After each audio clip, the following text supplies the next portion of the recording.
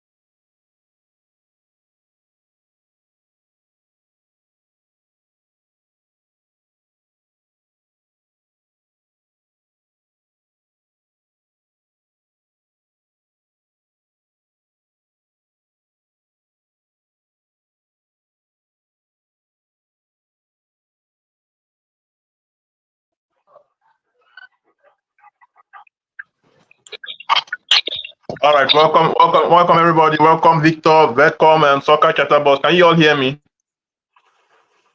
Yeah, Okay, nice. Nice to have you guys. How have been your day, guys? How have been your days, guys? we thank God.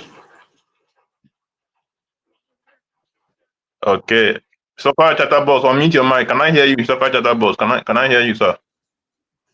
I'm here. Can you Are hear you with me? us? Yeah, I can hear you. I hear you I'm with loud you. and all right. Good to have you, Soccer Chatterbox.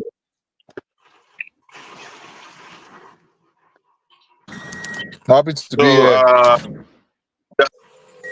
yeah. So we are waiting for two more of our panel of analysts to join us. Before they come, we'll just continue with the show without wasting more time. Let's just start with the first topic for discussion. I'm going to start with you, Vic. Is it Victride or Victor? Victor, is that Victride or Victor? How do you pronounce it? Victories. Victride. Big try. Okay, Victride. So, I know you as Victor, yeah, but let's Victride for this show. So, Victride, what you must have followed the FIFA ruling on Folarin Balogun of USA that they've overturned the suspension for him to be available for the Belgium match today. So what do you think? Do you think FIFA are being biased or they are corrupt? What do you think? Let me hear your opinion on this, right? Well, I thank you for this opportunity. Um,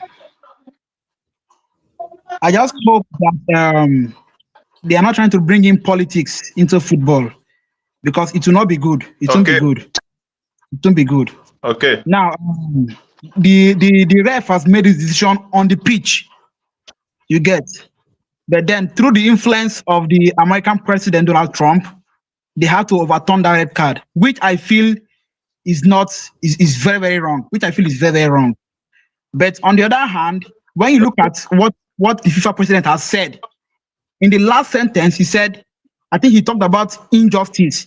He was thanking FIFA for overturning the red card because it was an act of injustice. Now, when I look at the foul, it was actually a foul. But because maybe there are some decisions that didn't go that way, that went the opposite way, that they didn't give red card for. Maybe that was why the FIFA president called it an injustice. And if he stands on that ground, I think he's right. Because we look at the first game against Algeria, I think Argentina was Algeria. I think Lionel Messi fouled somebody who was supposed to be a red card offense, but it wasn't given.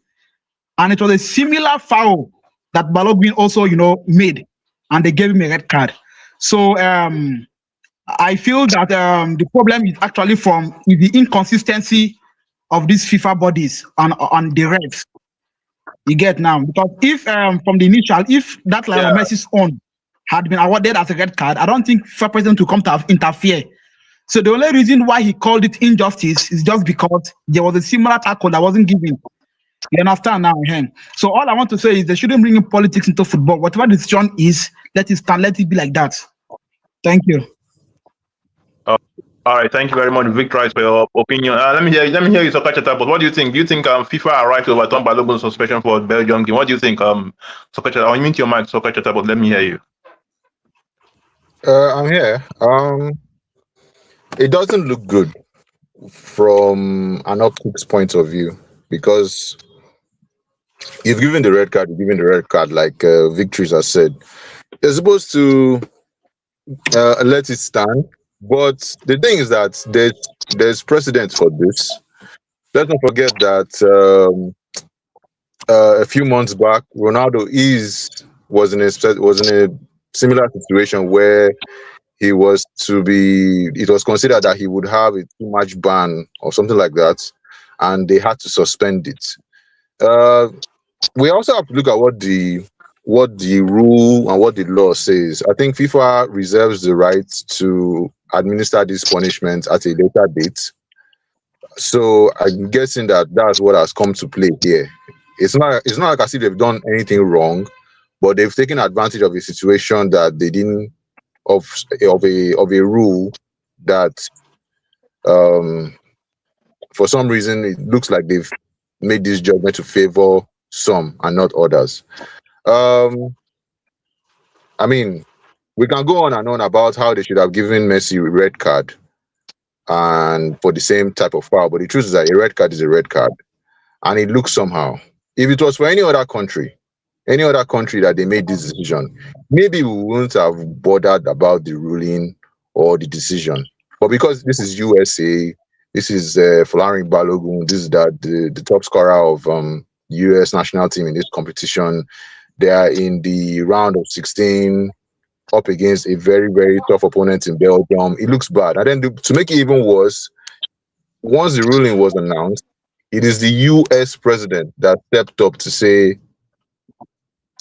thank you FIFA for doing this. Thank you for correcting this injustice. It looks somehow. It looks really, really, really somehow. And True. there will be a lot of eyes on the game. Just imagine they go on to play this game against Belgium. Balogun scores, and they go on to win. There will be so much more debate about this decision.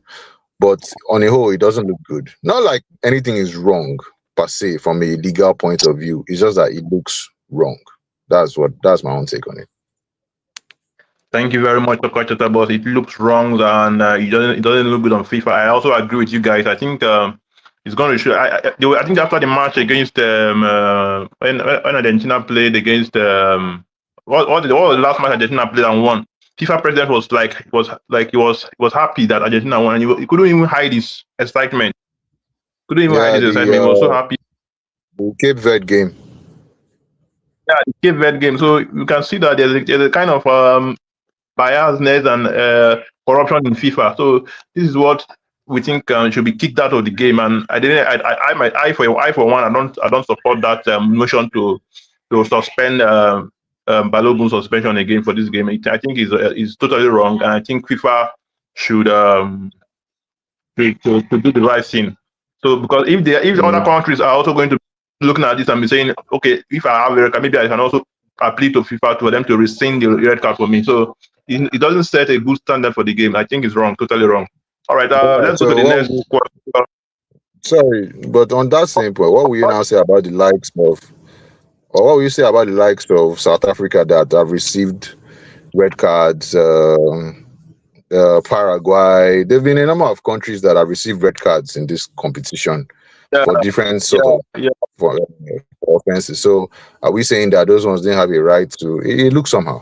That's just how it is. Yeah, it looks somehow that's just the case. It looks somehow. It doesn't sound good and it doesn't look good on in case of FIFA's book. So let's move to the next topic.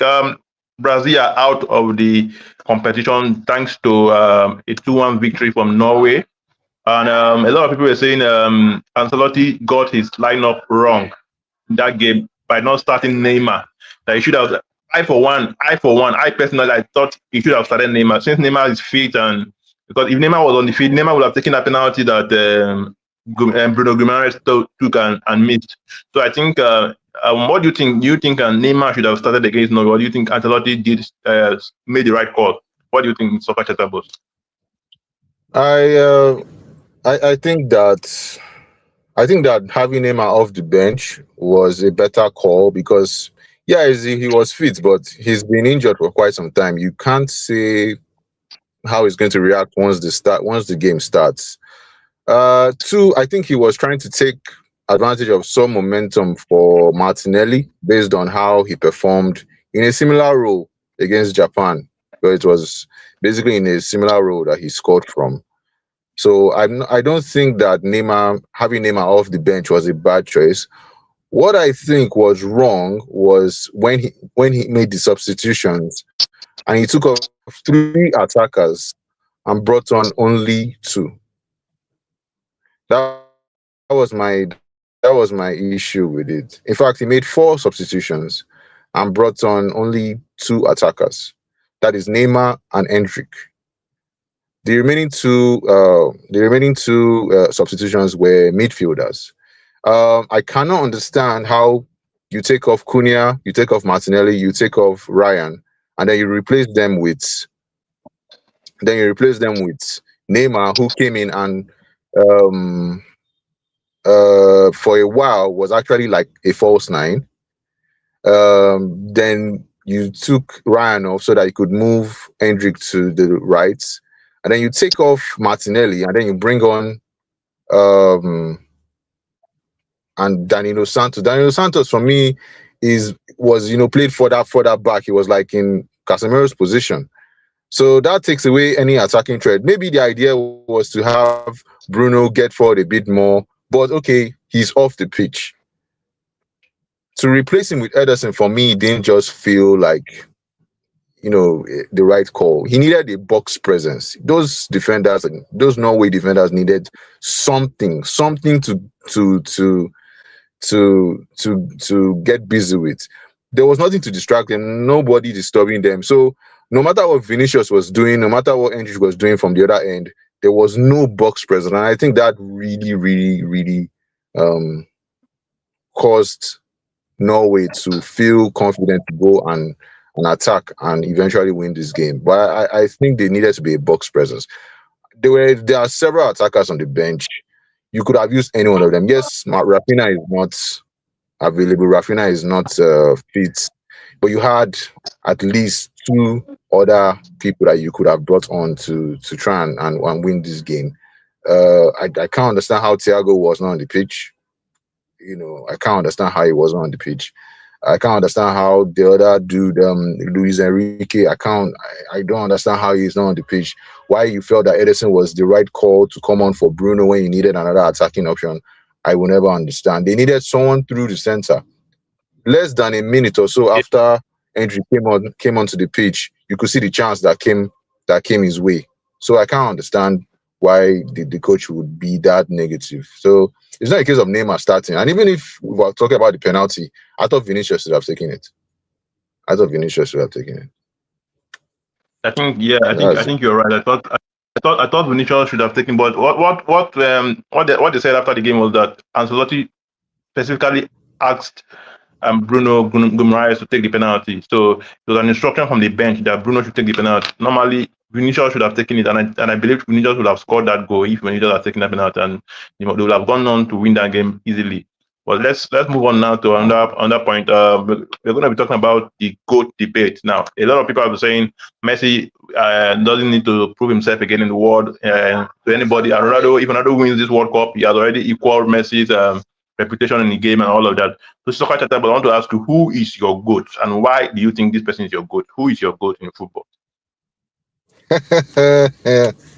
this question I've argued in many bars and viewing centers, and I cannot seem to win because my guy is Ronaldo. And I'll tell you why. The only I have, I mean, I'm a big fan of Messi. I just feel that uh, Messi's accomplishments at club level are mostly situated around Barcelona, and I have an issue with the fact that he left and went to PSG and didn't replicate the same level of performances. But be that as it may, for a long time I have taunted Messi fans about his accomplishments on the international stage. But he has gone on to do great things. Won the Copa America, uh, and then of course picked up this World Cup. For me, I think it's until Portugal is out of this World Cup that I might be able to say that whether Ronaldo still stands above him. But the truth of the matter is, I would always pick Ronaldo because he has left his comfort zone and has performed everywhere else. Al Nasser will be the third or fourth club that he has already recorded over 100 goals for.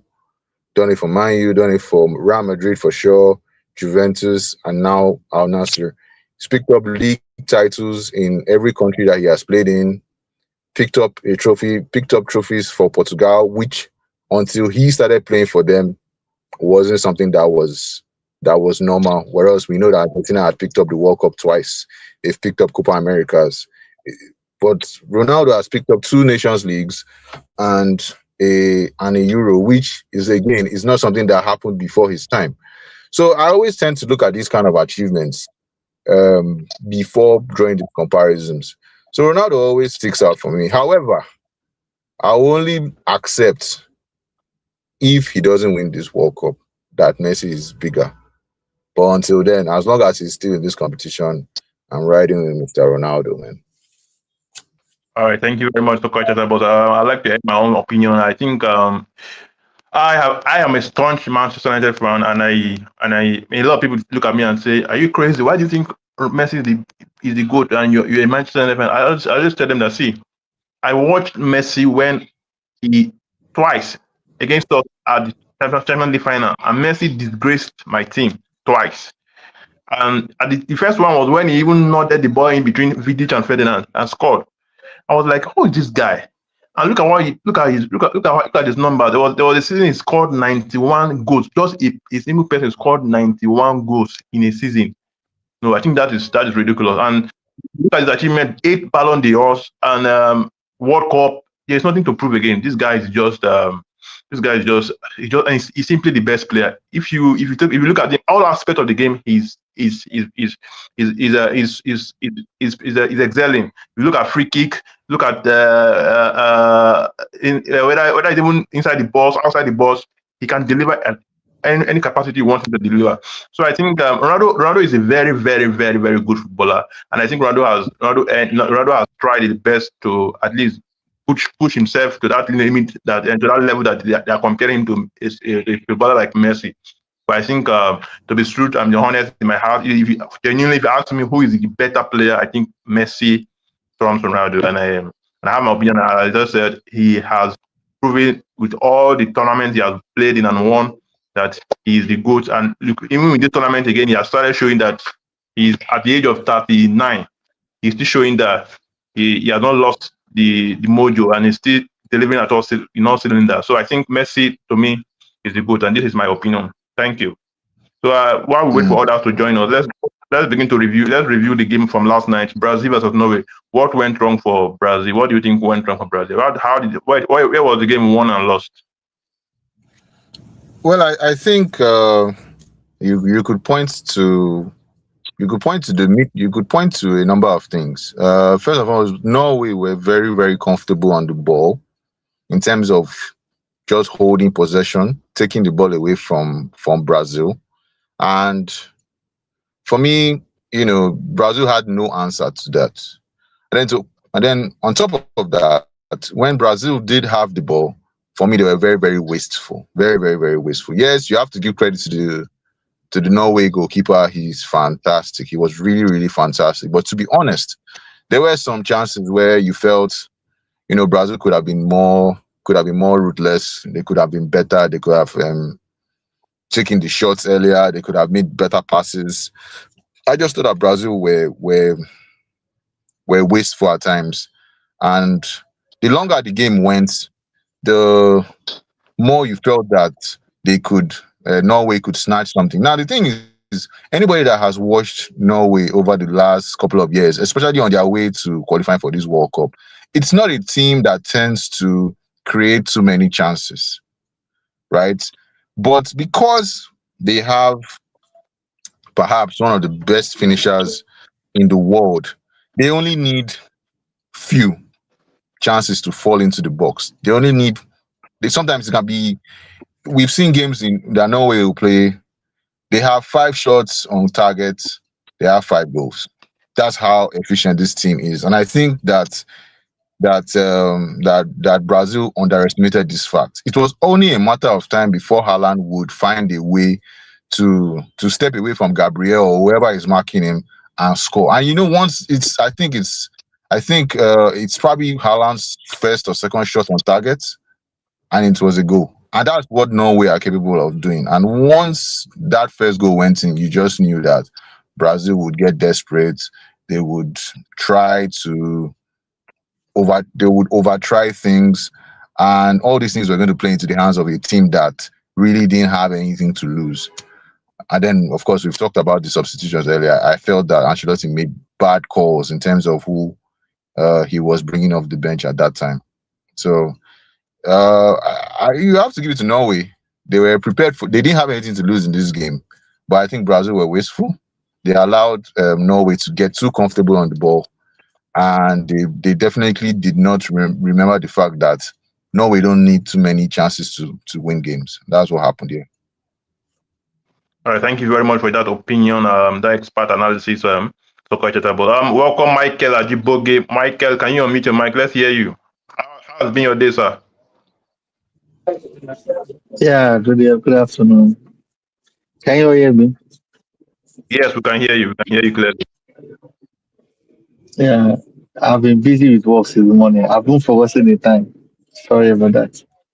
No So problem. No it's problem. So we nice. have talking about Balogun suspension by FIFA. What is your opinion on that? Balogun suspension has been cancelled. Has been rescinded by FIFA against Belgium. What do you think? FIFA corrupt or biased? Okay. So first of all, good afternoon, everybody. There's not joining the show once again. So my take on the Balogun issue, removing the biased mind. I think they're trying to make it fair because I could remember the match between Argentina Algeria.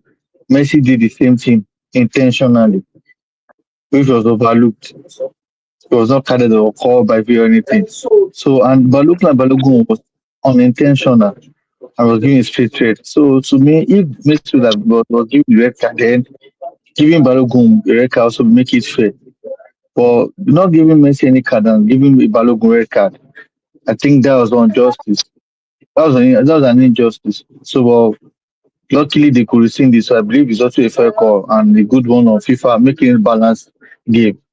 But it was another thing that Messi was collected the red card, then should have been the same way too. So I think they try to balance them together. That's my take on it.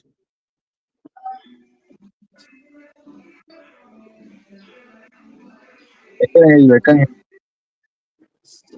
Okay, welcome, Mr. Emmanuel. Can you hear me? Can you hear me? Can you hear me, guys? Yeah, thank you. you, Yes. thank you, thank you. Thank you. How was your trip, sir? Thank you. I just coming in now. I just came in and joined the meeting. Mike, how far? Well done. So, I think Thank you. Mr. Emmanuel, we have been talking about FIFA's decision to overturn Balogun suspension. So, what do you think? Do you think FIFA are biased? What do you think about it? Do you think FIFA are corrupt, or they are trying to show that they are leaning towards the host nation because USA is one of the host nation and want to just favor them? What do you think? Okay, if you can remember, the last week I did a video regarding that uh, when when Messi found a particular player and they was not giving a card at all. And same scenario happened to Balogun and he was shown a red card. Of course, I talked about that was too harsh from the referee and not only because they're the host nation though, but I felt too well that that justice was really played well as at overturning the red card for the player. Thank you very much for that. Thank you very much for that precise. So we have talking. We have gone to me and Soccer Chatterbox. We have analyzed the goat debate. So I want to ask you, Michael, first. Before I come to you, Emmanuel, who is your goat and why is he your goat? Michael, unmute your mic, Michael. okay. No, now I was thinking about that question. I was saying I want to differentiate. There are different kind of goats in each competition. If you are looking at it at the World Cup competition, to me, I think Mbappe is the World Cup goat. But generally, Messi stands out above all of them. But in the World Cup, looking at Mbappe games play, so the guy is the goat. 18 games, 18 goals. And Messi's on 19, one goal difference in Messi.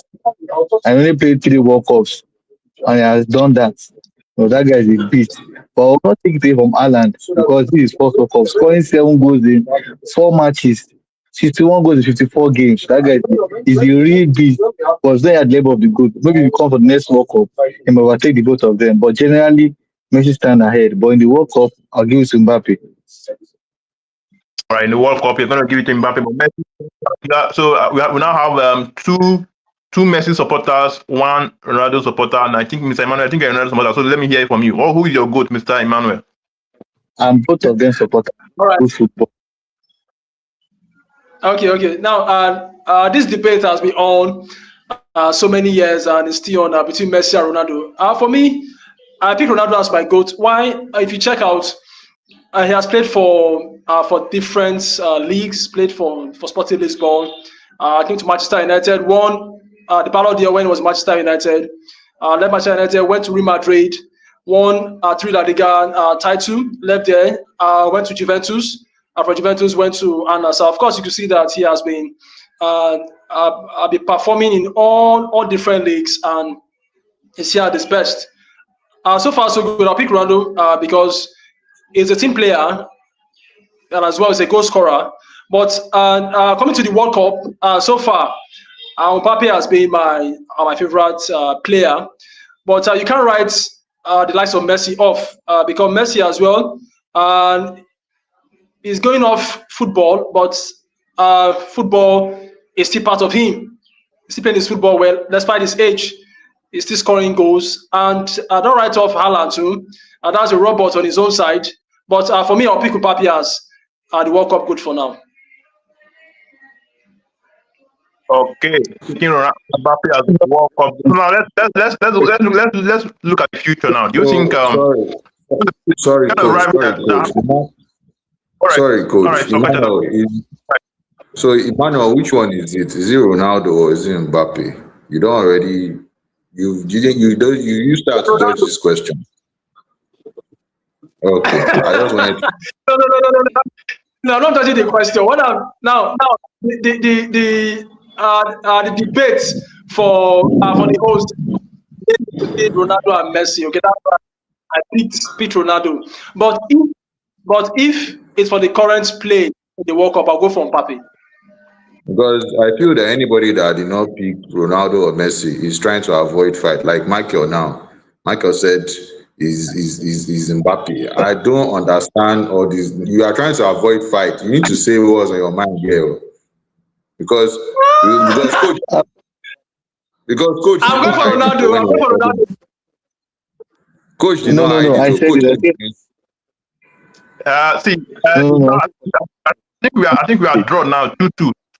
We have two Messi supporters, we have two Ronaldo supporters, so it's 2-2. So it's a drawn, it's a stalemate between in the contest now. So it's two Ronaldo supporters, two Messi supporters. Emmanuel and Soccer Chatterbox are for Ronaldo. Why me and Messi are for Messi.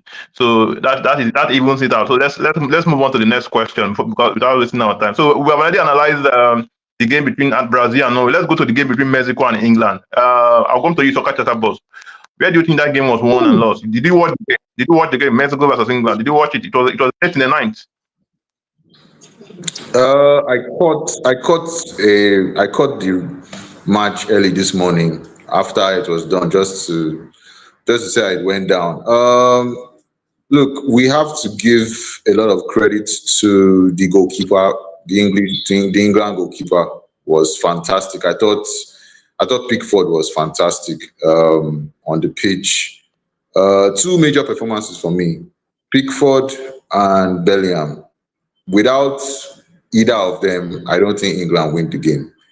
Pickford had to be smart on his feet, made some really, really good saves. There is a reason why he's still the number one goalkeeper, despite everything that has happened with Everton. There's a reason why he's still the top goalkeeper in England. And then, of course, Bellingham showing why there was never, ever supposed to be a debate about who was supposed to be playing 10 for this team. Comes up, delivers on the big stage. It is a stadium that doesn't have good memories for England. Let's not forget when they played in the World Cup in '86. It is a stadium that Maradona pulled all that shenanigans, hand of God, what have you. They still have bad memories. And to play in that stadium against the host of this competition or co-host of this competition, who were in good form, I think. And then the red card. Look, to be able to battle through all of that and still find a way to win this game. They didn't go to penalties to win this game, by the way. But to be able to go through all of that and win this game, I think massive credit has to go to the character and the resilience of this England side. They banished a lot of demons by winning this game. And I think I feel bad for Mexico because they had some massive, massive chances. But when you place them side by side in terms of quality against this England team, for them to be able to find a way to England to find a way to win this game, I think is a huge credit to the team. So it's two major performances that just made the difference: Pickford and Bellingham. And because Mexico didn't really have any response to that, um, they were the ones that went home at the end of the day. So that's Thank you very much. Thank you very much, Coco Chatapos. Mr. Emmanuel, did you watch the match? I think it was very early in the morning this morning. They showed the match. So were you able to catch the match? And what do you think was the standout key points from the match for you? What are the key points from that match from you, Mr. Emmanuel? Yeah, thank you. I don't want the match though. The epileptic pass supply we are facing in Nigeria currently, but immediately I woke up, I had to check through the score line for last match game between Norway and Brazil, and also check for Mexico and England. And when I found out that the match was won by England, I was quite surprised and happy though that the second host is off from the tournament. And when I saw the goals from the players, two from Jude and one from Hurricane, I think Hurricane has been exceptional when it comes to mentality, to be able to carry the team along. He has been good there. And for Jude, Jude is a very tough midfielder, very passionate, rugged, and as well, it's also clinical too when it comes to tackling. And a massive kudos to the English side for winning the host. I just wish we could be able to play well against Norway because that would be a very tough match too between two strikers. That's Hurricane and Haaland. All right, thank you very much. Yeah, unmute your mic. Did you watch the match between Mexico and England? What was your take about the match, Mr. Michael? Fine. Hmm. Uh, this is it. Anybody know what that match really missed? Because I was watching and watching from 2 to 4 o'clock.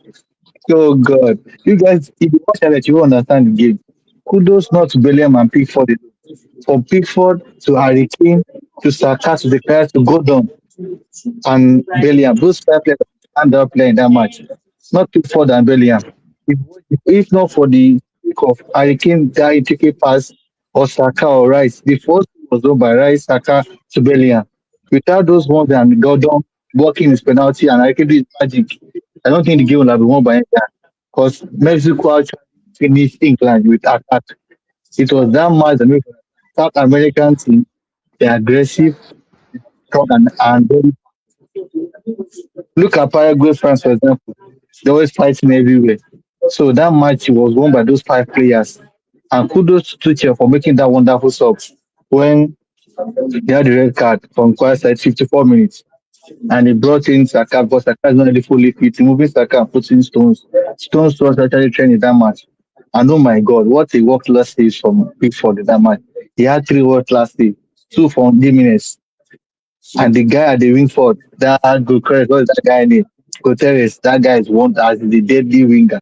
He almost finished. He finished going start to yesterday and he got a red card. So thank God for bringing on Dambon. So seriously, all the players in England players, they really tried for that match. That match was so maybe before I was picking International Cape Verde as a match of the tournament. But looking at watching that Mexico England full time live, no recorded, no highlights. No, it's the best tournament match for this World Cup. It stands out as the best. No, that match. Even on my group chat, I was seeing people comment, people watching it. Oh no, I wish you could see what people were saying about that match. People that watch it, if you miss that match, you miss 25 minute course. I'm sorry. You need to watch that match. I don't know that put in sweetest match for 2 a.m., 3 a.m. Same time Yatina came there too. No, no, that match was war. In Daboski. Oh no, that match so sweet. Uh, All right. Thank you very much, Mr. Mike. Let's go now. Let's quickly because our time is fast spent. Let's go to to games for today and tomorrow. Let's look at first. We are going to have in Portugal versus Spain today. Very big match, a mouth-watering clash, and a match that everybody will be looking forward to. Mr. Stocker Chatterbox, let me start with you. I'm going to get everybody's prediction. I'm going to get my prediction also. Let me start with what is your prediction for the game between Portugal versus Spain? Who is going to take the day? Is it going to be ending in a draw and goes on to penalty? What do you think will happen? Stocker Chatterbox, unmute your mic and let's hear from you. I think it's a game that will be won in extra time. So you could have a nil-nil or a 1-1, but I think it drags beyond 90 minutes, and just I think Portugal can edge it in extra time. And I did not say that as an objective football fan, just so you know. All right, thank you very much. Mr. Emmanuel, what's your own take? Portugal versus Spain. Who is going to come out on top? Okay. I see Portugal winning that match with a goal margin of 3-2. All right, for Mr. Emmanuel, Portugal. Mr. Michael, what's your take? Portugal versus Spain. If any of those Portugal people have knocked them out, those two teams are not serious to me. And I'm seeing a very tight game. I'm seeing a 2-1 1-0 win for Portugal. All right. In my own opinion, I'm going to go for a 1-1 draw in the 90 minutes. Then penalties. Portugal to win via penalties, but it's going to end in a 1-1 draw in 90 minutes. So let's go to the next game. USA versus Belgium. Stocker Chatterbox. Who is your money on? I think it will be US. I think it will be US because I'm pissed that Belgium even made it this far. I felt this game really should be USA versus Senegal because every this fixture gives me a lot of annoyance because I just feel that I'd seen Senegal as a team that would be in the quarterfinals because they were supposed to win Belgium, and I think they had the quality to beat this USA team. To lose the manner that it did, I think is wild. I think it's wild. So to correct this injustice of my viewing, I think US should just beat this Belgium so that we can just continue and let's move on. So I feel that US would win. I feel they can win. Now that Balogun is back via FIFA, I think US should win. All right, Mr. Emmanuel, you're smiling. Who is your money on? Yeah, of course. I just love what soccer Chatterbox just said that to clear the air, it's better off that US will beat Belgium. But for me, football is not about emotion. It's all about the team's determination and resilience to win a particular match. For me, the US team are not a bad team though, but they should be very careful because the scoreline I'm seeing them, Belgium might win that match 2-1. Wow, wow, wow, wow. This is kind of shocking. This is a bold prediction. Because Emmanuel, let me hear from Michael if I give my prediction. Michael, what is the prediction on the mic on the match? USA versus Belgium. Michael, unmute your mic. What is your prediction? Yeah, yeah. Looking at the update now, I'm saying Pulisic is back. So definitely, I don't see in which world Belgium must come back and win US because this US team I'm looking at now, they are playing the same way Mexico is playing, aggressive, fast, looking to win. They have their own guy in them. So Belgium was lucky because Senegal had a loser mentality. I don't like why African team are having loser mentality. If they had winning mentality, how we have 2 win, 85 wins and lost the game. Very silly of them. So I don't see US doing that same mistake. So big I'm saying US tracking Belgium, not less than 2-0 in that match. For All Pulisic, right. US beating Belgium not less than 2-0 for Mr. Michael Ajipoge. Okay, for me, I think I'm going to go for a 2-1 USA win. I think it's going to be a tough match. It's going to be a very tightly cut. I see USA just edging it and going with the 2-1 win for USA. Okay, let's go to the next match. Argentina versus Egypt. Mr. Sokata, but unmute your mic. Who do you think you think it's an easy win for Argentina and Messi? It's not an easy win, but they will win the match. I think Egypt have gone as far as they possibly can. I think the last game would have taken a lot out of them, and Argentina are in good form. There is also Messi factor. He can just step up, take a free kick, top corner, penalty. Anything is possible in this game. But I feel that Argentina will edge it and move on. Yeah, I will edge them. Yeah, Mr. Michael. Mr. Michael, open your mic. Argentina versus Egypt. Who is going to come out on top? Yeah, I don't see how Argentina will have two bad games in a row. I think Argentina will be going on a straight cruise of 2 to 3 1 win. Mm. 2 to 3 1. Okay. Mr. Emmanuel, you agree with everybody that Argentina is going to win this match? Yeah, of course, because Argentina, for me, they're just playing AFCON. They've been playing African teams so far. And the toughest side that would have been strong enough is Cape Verde, which are the knocked out with an extra time game. So for Egypt, I don't see Egypt as a threat to them because considering what Nigeria played against Egypt in the last AFCON we played, we are better off than them. So I don't see this team beating Argentina. So Argentina will surely win them in the game, 3-0 margin.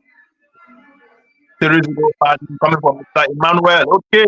I'm going to go for also, I'm going to go with you guys. I'm going to go for Argentina. I'm going to also go for a 3-1 win for Argentina. I think Egypt will find a way to score, maybe from Mohamed Salah or Mamouche or any of the attacker. But I think it's going to be an easy win for Argentina. 3-1 win for Argentina. Let's go for the last game for preview. For preview, Switzerland versus Colombia. Who is going to win this one? Soccer Teta Boss. I can't see beyond Colombia at this point. I think Colombia, they would have many ways of scoring and winning matches. And yeah, Switzerland have been good, but traditionally and historically, once they get to this part of the competition, they don't tend to go beyond it. And I can't see that changing tonight. I see Colombia finding a way. In fact, I think this might even be more convincing than any other fixtures that we watch. Like at least a 2 goal margin that they can use and win. So yeah, Colombia. Win by 2 goals. Okay, Mr. Michael, unmute your mic. Who do you think will win? So Switzerland versus Colombia. Are you also going with Soccer Chatter Boss? Colombia versus. Come again. Hello, Switzerland can you hear versus me? Colombia. Switzerland versus Colombia. Yes, we can hear you. We can hear you. Go on. Go on. Okay, I think I'll be going for a very tight game, a 1-1 full time win. I think it's going to penalty before we can get a decider between Colombia and Switzerland. I think I'm seeing 1-1 draw, full time. 1-1 full time from Michael. Okay, Mr. Emmanuel. Let's hear from you. Who's your money on? Okay, I go with the same prediction of Michael now because that game will be very tough. So I'm seeing a full-time draw in that match. I 1-1 draw, a goalless draw in that match. That will drag them to extra time. All right, thank you. I'm going to go for Colombia win. I'm going to go for a slim Colombia win. I think a 2-1 Colombia win. I think Colombia will have too much for Switzerland. I watch Colombia games. I think I'm a big fan of what they do. I'm a big fan of their style of play, the kind of expansive football they play. And I think they're going to have too much for Switzerland. But I know it's going to be a tight game. It's not going to be an easy game for Colombia, but I think they're going to have too much for Switzerland on the night. So thank you very much, guys. This is where we're going to be drawing the curtain on today's episode, review show. Sorry. Next time we'll be having our preview show on Friday by 4 p.m. the same time. And if you're not yet subscribed to this YouTube channel and you're watching us, please do well to subscribe and also share the video, the link, and get your friends to subscribe because we're going to be dishing out content. When the season starts, we're going to dish out more content for you for your viewing pleasure. So I'd like to thank all my analysts in the house, my in-house pundits, my Mr. Sakatata Boss. Good to have you. Mike Ajiboge, nice having you, Mr. Emmanuel. God bless you, sirs. Now, see you in my next. See you guys on Friday. Bye bye. All right. All right. Bye. Thank you. Bye. All right. Thanks for All having right, me. Spike.